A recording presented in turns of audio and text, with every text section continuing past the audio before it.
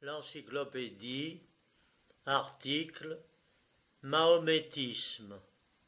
Mahométisme, substantif masculin, religion de Mahomet. L'historien philosophe de nos jours en a peint le tableau si parfaitement que ce serait si mal connaître que d'en présenter un autre au lecteur. Pour se faire, dit-il, une idée du mahométisme, qui a donné une nouvelle forme à tant d'empires, il faut d'abord se rappeler ce que fut sur la fin du VIe siècle, en 570, que naquit Mahomet à la Mecque dans l'Arabie pétrée. Son pays défendait alors sa liberté contre les Perses et contre ces princes de Constantinople qui retenaient toujours le nom d'empereur romain.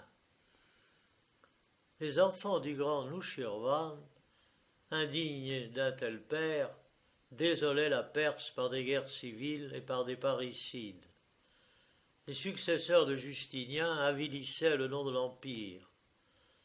Maurice venait d'être détrôné par les armées de Phocas et par les intrigues du patriarche syriaque et de quelques évêques que Phocas punit ensuite de l'avoir servi.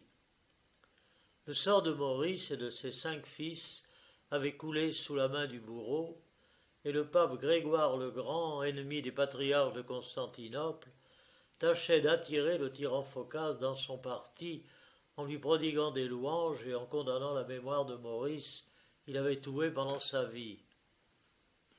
L'empire de Rome en Occident était anéanti.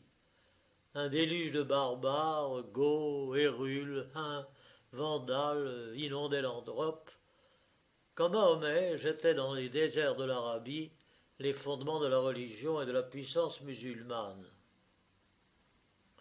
On sait que Mahomet était le cadet d'une famille pauvre, qu'il fut longtemps au service d'une femme de la Mecque nommée Khadiché, laquelle exerçait le négoce, qu'il l'épousa et qu'il vécut obscur jusqu'à l'âge de 40 ans. Il ne déploya qu'à cet âge les talents qui le rendaient supérieur à ses compatriotes. Il avait une éloquence vive et forte, dépouillée d'art et de méthode, telle qu'il la fallait à des Arabes.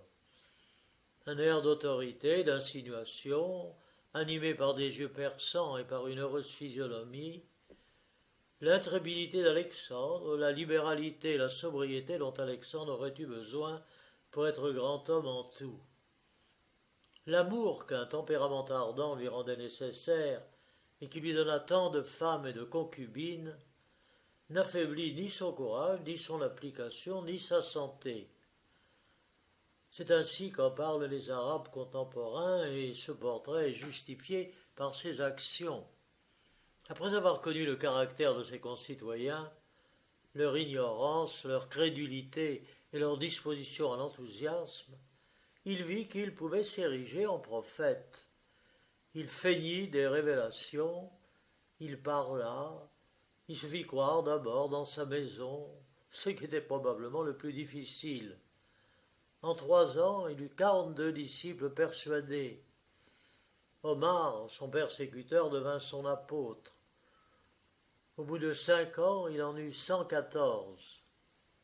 Il enseignait aux Arabes, adorateurs des étoiles, qu'il ne fallait adorer que le Dieu qui les a faites, que les livres des Juifs et des chrétiens s'étant corrompus et falsifiés, on devait les avoir en horreur, qu'on était obligé, sous peine de châtiment éternel, de prier 5 fois le jour, de donner l'aumône et surtout, en ne reconnaissant qu'un seul Dieu, de croire en Mahomet, son dernier prophète, afin de hasarder sa vie pour sa foi. Il défendit l'usage du vin parce que l'abus en est dangereux. Il conserva la circoncision pratiquée par les Arabes ainsi que par les anciens Égyptiens, instituée probablement pour prévenir ces abus de la première puberté qui énervent souvent la jeunesse. Il permit aux hommes la pluralité des femmes, usage immémorial de tout l'Orient. Il n'altéra en rien la morale qui a toujours été la même dans le fond chez tous les hommes et qu'aucun législateur n'a jamais corrompu. Sa religion était d'ailleurs plus assujettissante qu'aucune autre, par les cérémonies légales, par le nombre et la forme des prières, et des ablutions, rien n'étant plus gênant pour la nature humaine que des pratiques qu'elle ne demande pas et qu'il faut renouveler tous les jours. Il proposait pour récompense une vie éternelle où l'âme serait enivrée de tous les plaisirs spirituels et où le corps ressuscité avec ses sens goûterait par ses sens mêmes toutes les voluptés qui lui sont propres. Cette religion s'appelle l'islamisme, qui signifie résignation à la volonté de Dieu. Le livre qui la contient s'appelle Coran, c'est-à-dire le livre ou l'écriture ou la lecture par excellence. Tous les interprètes de ce livre conviennent que sa morale est contenue dans ces paroles: recherchez qui vous chasse, donnez à qui vous ôte, parvenez à qui vous offense, faites du bien à tous, ne contestez point avec les ignorants. Il aurait dû également recommander de ne point disputer avec les savants, mais dans cette partie du monde, on ne se doutait pas qu'il y eût ailleurs de la science et des lumières. Parmi les déclamations incohérentes dont ce livre est rempli, selon le goût oriental, on ne laisse pas de trouver des morceaux qui peuvent paraître sublimes.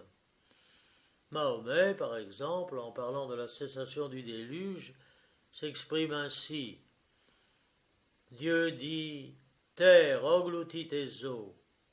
Ciel, puise tes eaux que tu as versées. Le ciel et la terre obéirent. Sa définition de Dieu est d'un genre plus véritablement sublime. On lui demandait quel était cet Allah qu'il annonçait. C'est celui, répondit-il, qui tient l'être de soi-même et de ce qui les autres le tiennent, qui n'engendre point et qui n'est point engendré, et à qui rien n'est semblable dans toute l'étendue des êtres.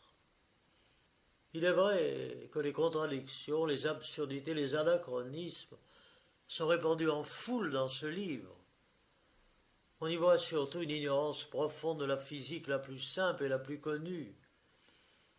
C'est là la pierre de touche des livres que les fausses religions prétendent écrits par la divinité. Car Dieu n'est ni absurde ni ignorant.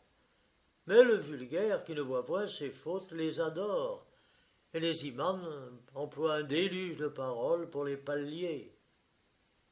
Mahomet ayant été persécuté à la Mecque, sa fuite qu'on nomme Hégire fut l'époque de sa gloire et de la fondation de son empire.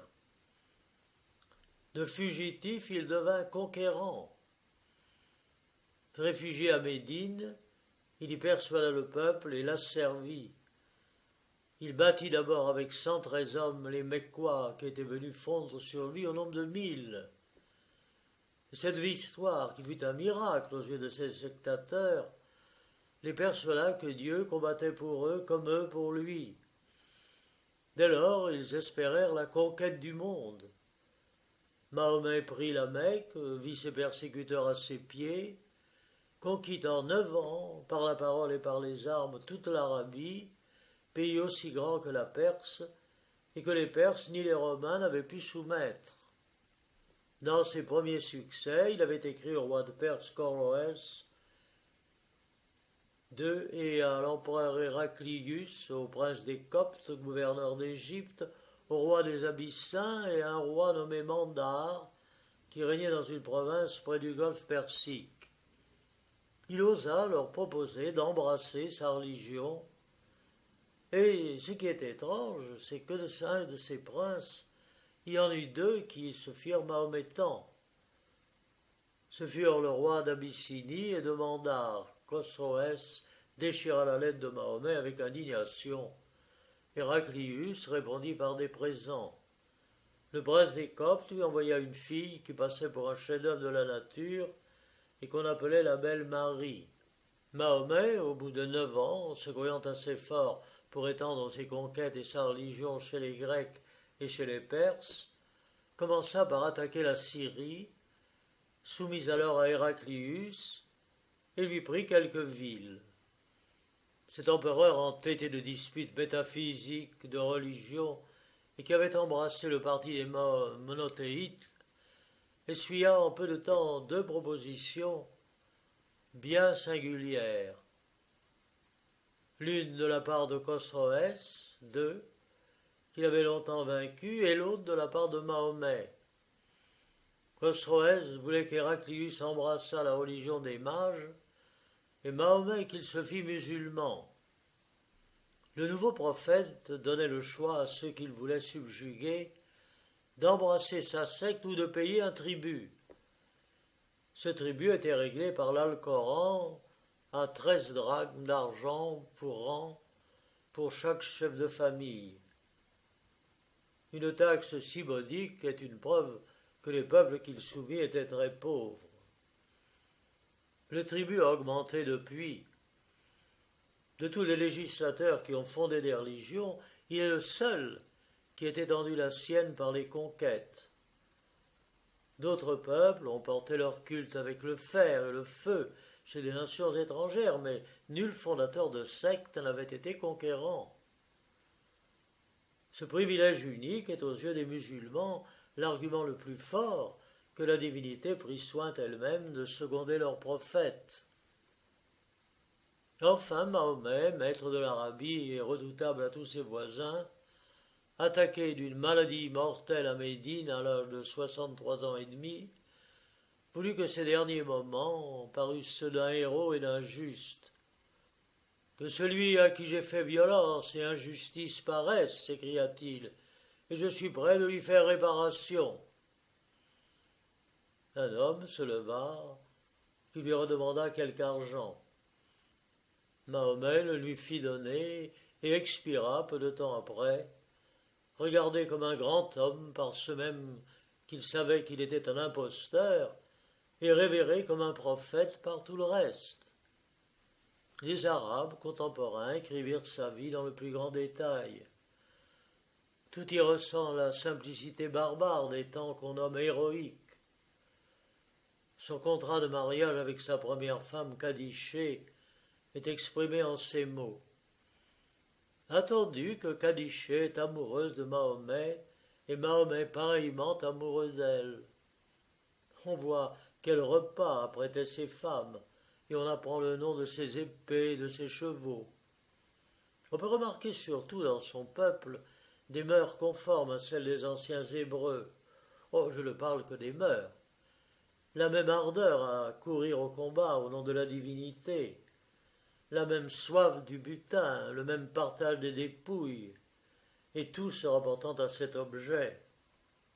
Mais en ne considérant ici que les choses humaines, et en faisant toujours abstraction des jugements de Dieu et de ses voies inconnues, pourquoi Mahomet et ses successeurs, qui commencent leur conquête précisément comme les Juifs, firent-ils de si grandes choses et les Juifs de si petites? Ne serait-ce point parce que les musulmans eurent le plus grand soin de soumettre les vaincus à leur religion, tantôt par la force, tantôt par la persuasion. Les Hébreux, au contraire, n'associèrent guère les étrangers à leur culte. Les musulmans arabes incorporèrent à eux les autres nations. Les Hébreux s'en tinrent toujours séparés. Il paraît enfin que les Arabes eurent un enthousiasme plus courageux, une politique plus généreuse et plus hardie. Le peuple hébreu avait en horreur les autres nations et craignait toujours d'être asservi. Le peuple arabe, au contraire, voulut attirer tout à lui et se crut fait pour dominer. La dernière volonté de Mahomet ne fut point exécutée. Il avait nommé Ali son gendre et Fatima sa fille pour les héritières de son empire. Mais l'ambition qui l'emporte sur le fanatisme même engagea les chefs de son armée à déclarer calife, c'est-à-dire vicaire du peuple, prophète, Dieu Abou Bekr, son beau-père, dans l'espérance qu'ils pourraient bientôt eux-mêmes partager la succession. Ali resta dans l'Arabie, attendant le temps de se signaler.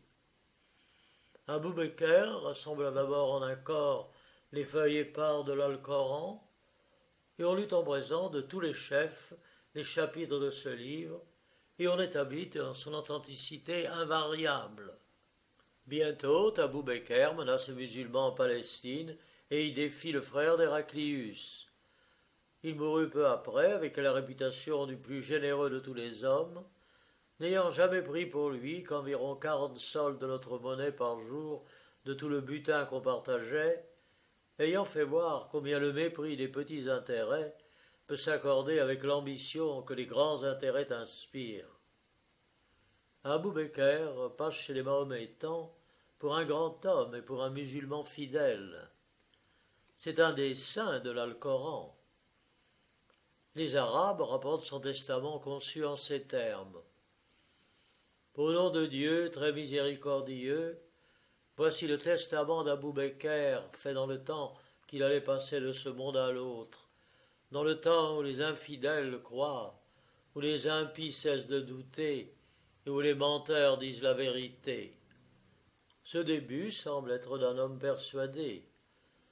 Cependant, Abou Bekr, beau-père de Mahomet, avait vu ce prophète de bien près. Il faut qu'il ait été trompé lui-même par le prophète ou qu'il ait été le complice d'une imposture illustre qu'il regardait comme nécessaire. Sa place lui ordonnait d'en imposer aux hommes pendant sa vie et à sa mort. Omar, élu après lui, fut un des plus rapides conquérants qui ait désolé la terre. Il prend d'abord Damas, célèbre par la fertilité de son territoire, par les ouvrages d'acier les meilleurs de l'univers, par ces étoffes de soie qui portent encore son nom. Il chasse de la Syrie et de la Phénicie les Grecs qu'on appelait Romains. Il reçoit la composition après un long siège la ville de Jérusalem, presque toute occupée par des étrangers qui se succèdent les uns aux autres, depuis que David l'eut enlevé à ses anciens citoyens. Dans le même temps, les lieutenants d'Omar s'avançaient en Perse. Le dernier des rois persans, que nous appelons Hormidas IV, livre bataille aux Arabes à quelques lieues de Madain, devenue la capitale de cet empire. Il perd la bataille et la vie. Les Perses passent sous la domination d'Omar plus facilement qu'ils n'avaient subi le joug d'Alexandre. Alors tomba cette ancienne religion des mages que le vainqueur de Darius avait respectée car il ne toucha jamais au culte des peuples vaincus. Tandis qu'un lieutenant d'Omar subjugue la Perse, un autre enlève l'Égypte entière aux Romains et une grande partie de la Libye. Et c'est dans cette conquête qu'est brûlée la fameuse bibliothèque d'Alexandrie, monument des connaissances et des erreurs des hommes, commencée par Ptolémée, Philadelphe, et augmentée par tant de rois. Alors les Sarrasins ne voulaient de science que l'Alcoran, mais ils faisaient déjà voir que leur génie pouvait s'étendre à tout.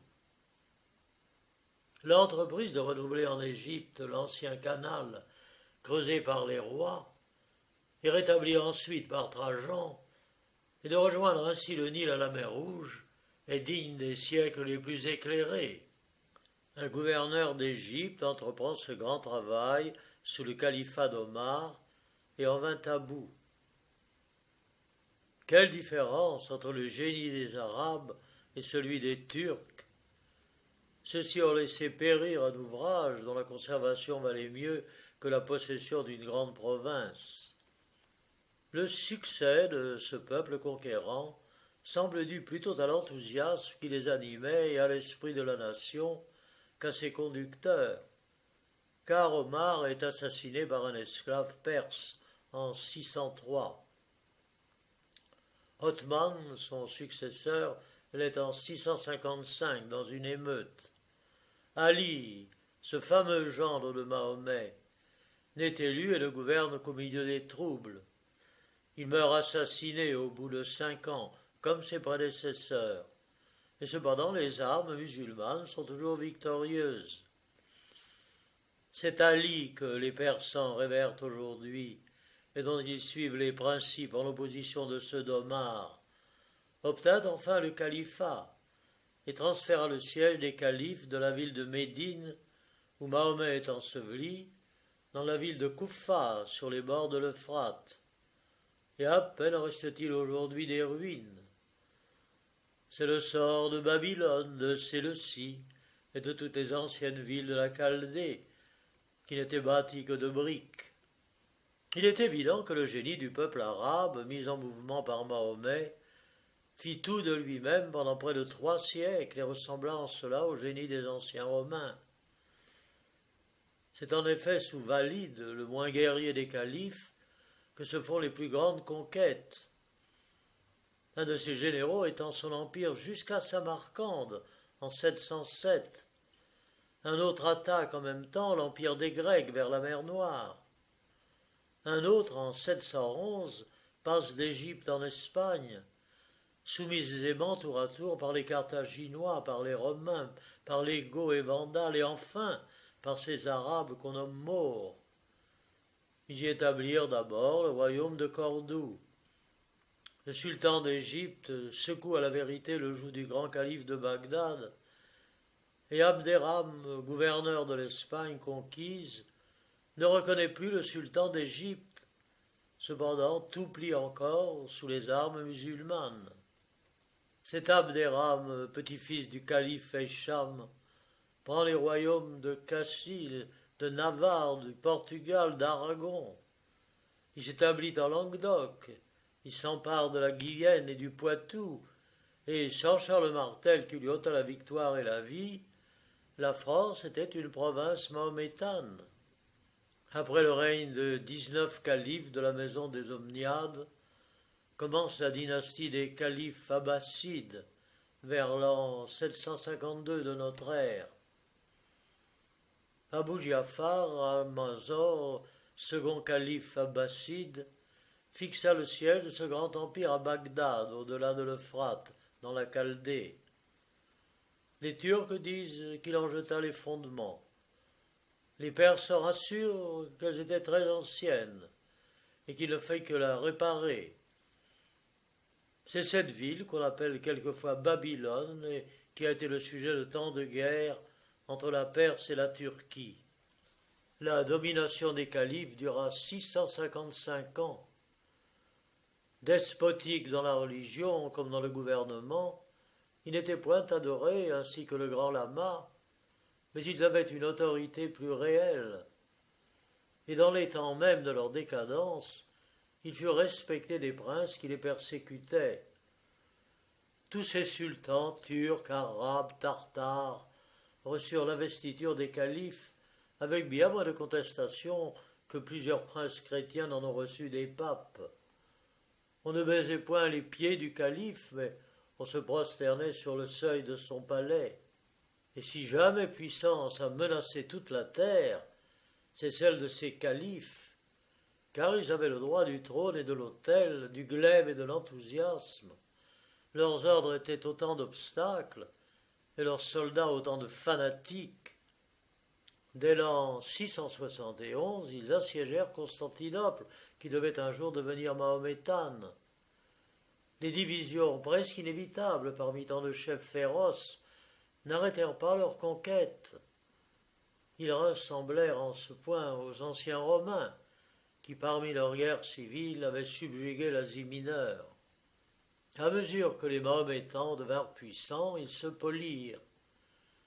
Ces califes, toujours reconnus pour souverains de la religion et en apparence de l'empire, par ceux qui ne reçoivent plus leurs ordres de si loin, tranquilles dans leur nouvelle Babylone, ils font bientôt renaître les arts. Haroun-Rachid, le contemporain de Charlemagne, plus respecté que ses prédécesseurs et qui sut se faire obéir jusqu'en Espagne et aux Indes, ranima les sciences, fit fleurir les arts agréables et utiles, attira les gens de lettres, composa des vers et fit succéder dans ses états la politesse à la barbarie. Sous lui, les Arabes, qui adoptaient déjà les chiffres indiens, les importèrent en Europe. Mais nous ne connûmes en Allemagne et en France le cours des astres que par le moyen de ces mêmes Arabes. Le seul mot d'almanach en est encore un témoignage. L'Almageste de Ptolémée fut alors traduit du grec en arabe par l'astronome Ben Haïmnaï. Le calife Al-Mamun fit mesurer géométriquement un degré de méridien pour déterminer la grandeur de la Terre. Opération qui n'a été faite en France que plus de 900 ans après, sous Louis XIV. Ce même astronome, Benonheim, poussa ses observations assez loin, reconnut ou que Ptolémée avait fixé la plus grande déclinaison du Soleil trobo-septentrion, ou que l'obliquité de l'écliptique avait changé. Il vit même que la période de 36 000 ans qu'on avait assignée au mouvement prétendu des étoiles fixes d'Occident en Orient devait être beaucoup raccourcie. La chimie et la médecine étaient cultivées par les Arabes. La chimie, perfectionnée aujourd'hui par nous, ne nous fut connue que par eux. Nous leur devons de nouveaux remèdes qu'on nomme les minoratifs, plus doux et plus salutaires que ceux qui étaient auparavant en usage dans l'école d'Hippocrate et de Galien. Enfin, dès le second siècle de Mahomet, il fallut que les chrétiens d'Occident s'instruisissent chez les musulmans. Une preuve infaillible de la supériorité d'une nation dans les arts de l'esprit, c'est la culture perfectionnée de la poésie. Oh, il ne s'agit pas de cette poésie enflée et gigantesque, de ce ramas de lieux communs insipides sur le soleil, la lune et les étoiles, les montagnes et les mers, mais de cette poésie sage et hardie, telle qu'elle fleurit du temps d'Auguste, telle qu'on l'a vue renaître sous Louis XIV. Et cette poésie d'images et de sentiments fut connue du temps d'Harorachilde. En voici un exemple, entre plusieurs autres, qui a frappé M. de Voltaire et qu'il rapporte parce qu'il est court. Il s'agit de la célèbre disgrâce de Gisphard le Barmécide. Mortel, faible mortel, à qui le sort prospère, fais goûter de tes dons les charmes dangereux.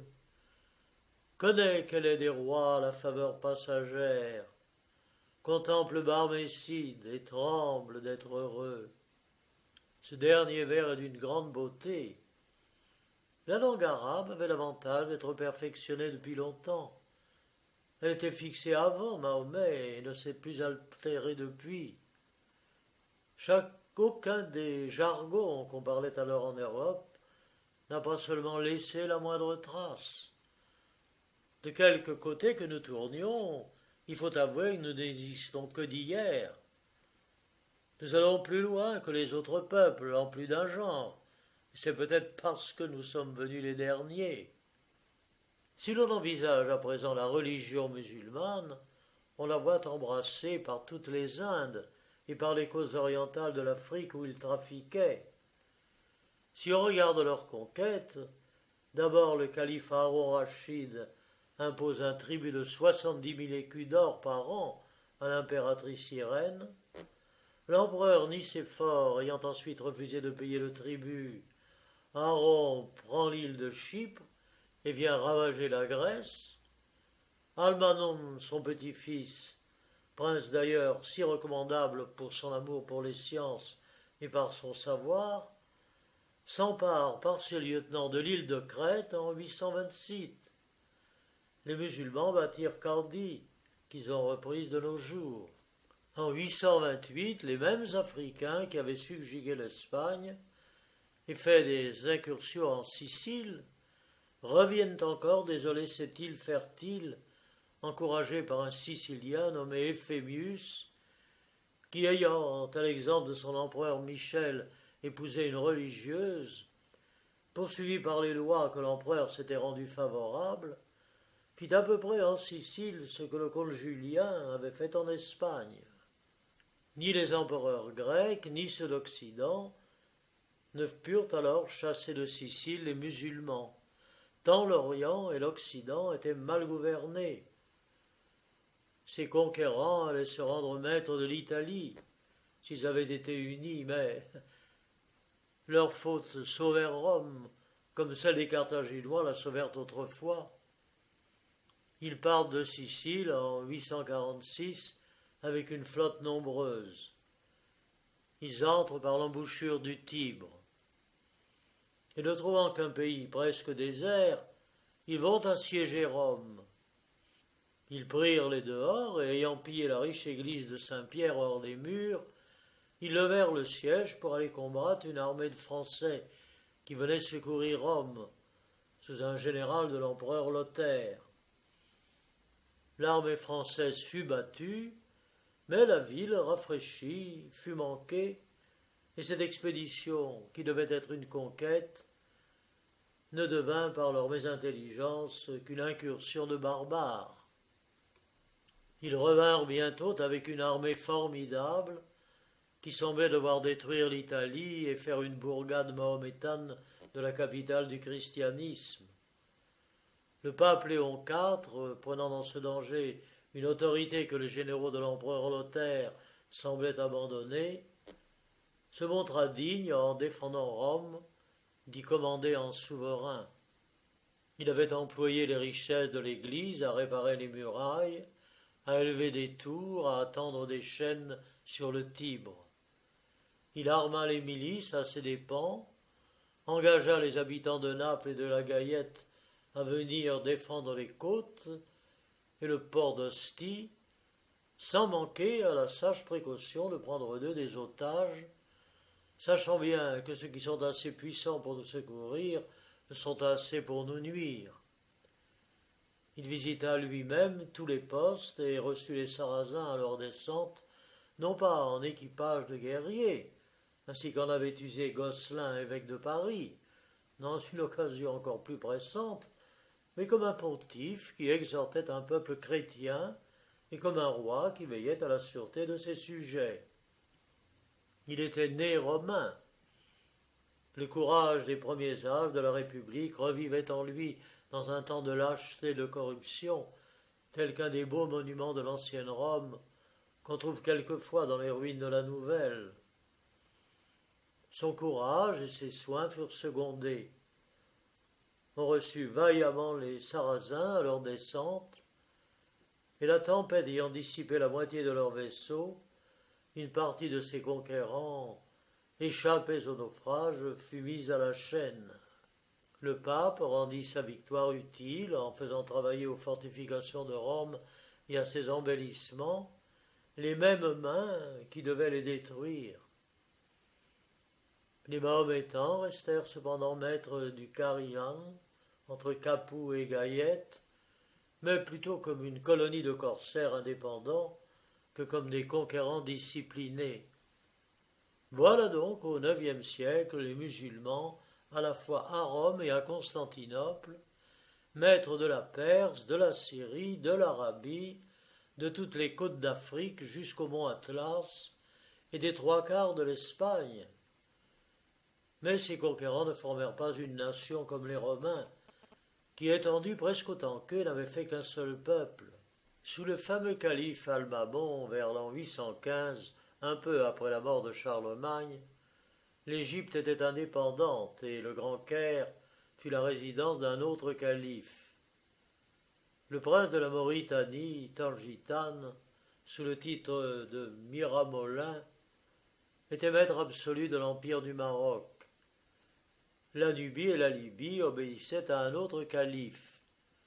Les Abderrahim, qui avaient fondé le royaume de Cordoue, ne purent empêcher d'autres Mahométans de fonder celui de Tolède.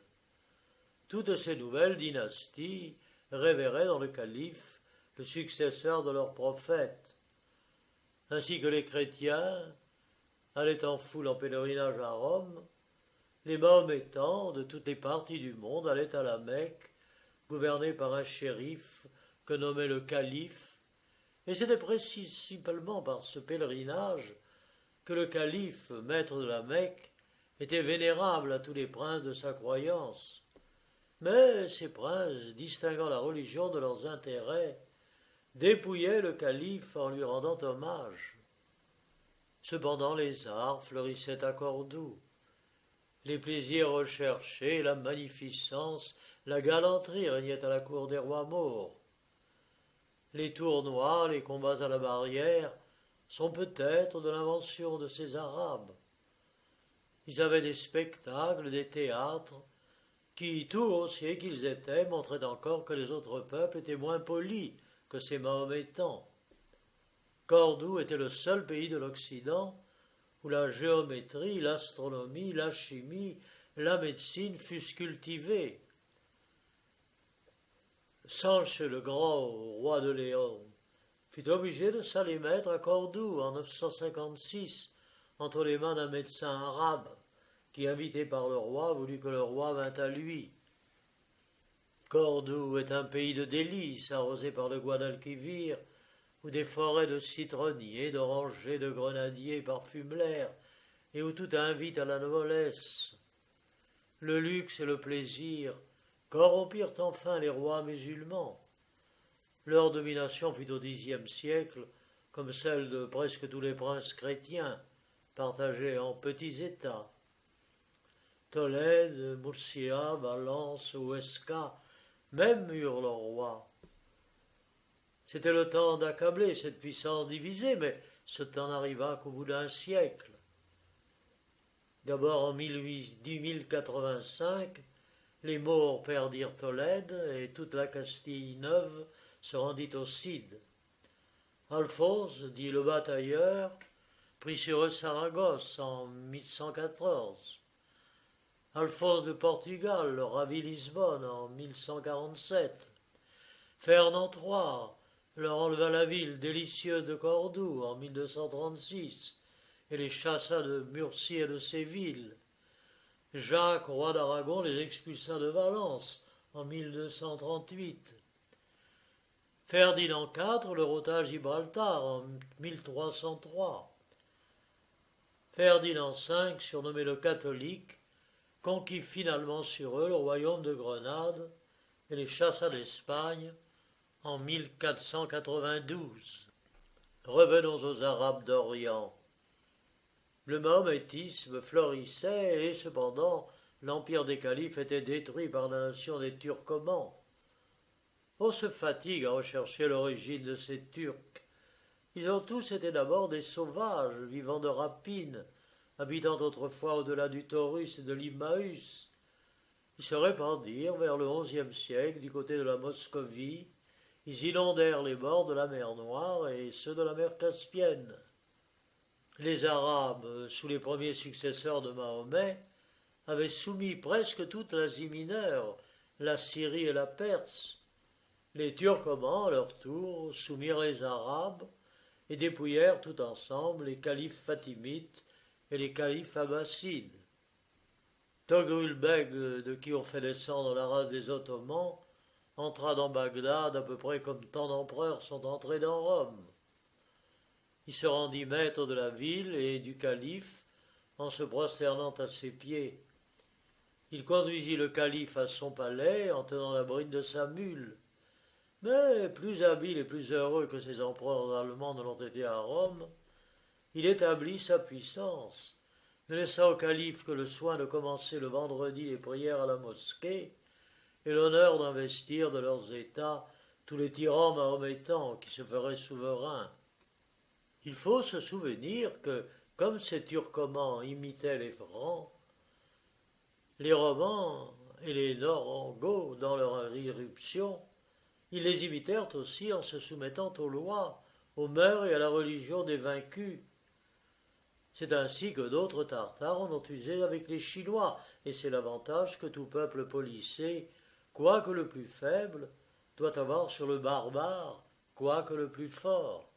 Au milieu des croisades entreprises si follement par les chrétiens, s'éleva le grand Saladin, qu'il faut mettre au rang des capitaines qui s'emparèrent des termes des califes, et aucun ne fut aussi puissant que lui.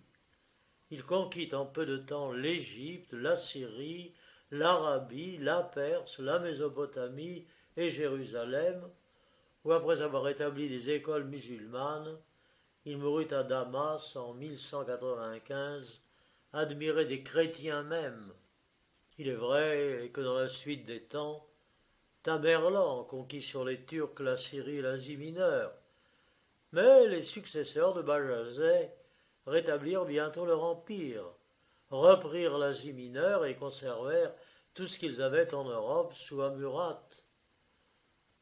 Mahomet II, son fils, prit Constantinople, Trébizonde, Caffa, Scutari, Cefaloni, et pour le dire en un mot, marcha pendant 31 ans du règne de conquête en conquête, se flattant de prendre Rome comme Constantinople.